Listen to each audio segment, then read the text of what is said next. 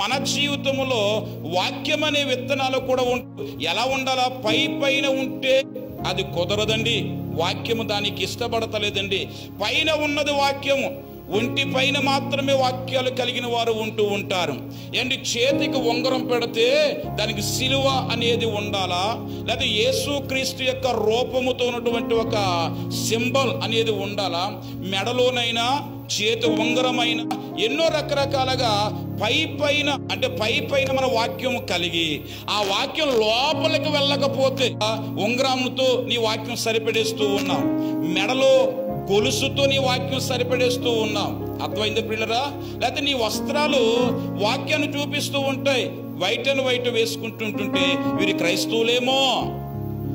నుదుటి మీద బొట్టు లేకపోతే వీరి క్రైస్తవులేమో. పైన వాక్యాన్ని కలిగిన వారు చాలా మంది ఉంటారు.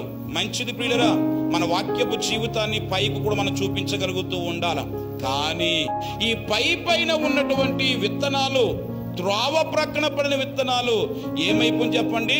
ఆ దుష్టుడు వచ్చి అనే వాక్యం అక్కడ కనబడుతుంది. వాని హృదయములలో విత్తబడిన దానిని ఎత్తుకుని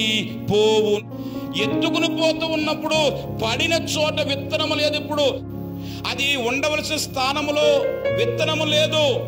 ఈరోజు చాలా మంది హృదయాలలో వాక్యము ఎందుకు కనబడటం లేదురా బాబు అంటే, దుష్టుడు వస్తూ ఉన్నాడు.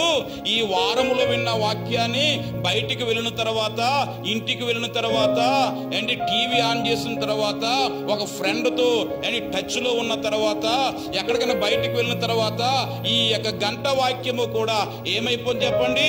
ఆ యొక్క టీవీ రూపంలో వచ్చేసాడు దుష్టుడు, ఫ్రెండ్స్ రూపంలో వచ్చేసాడు దుష్టుడు, వేరే రూపంలో వచ్చేసి నిన్ను ఎత్తుకుని పోతూ ఉన్నాడు.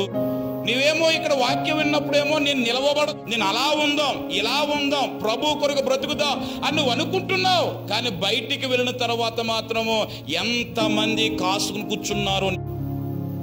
వారందరి వలన ఏమైపోతున్నాయి అంటే, నీలో ఉన్నటువంటి వాక్యం అనే విత్తనాలు ఎత్తుకుని పోతూ పనికి రాని విత్తనాలుగా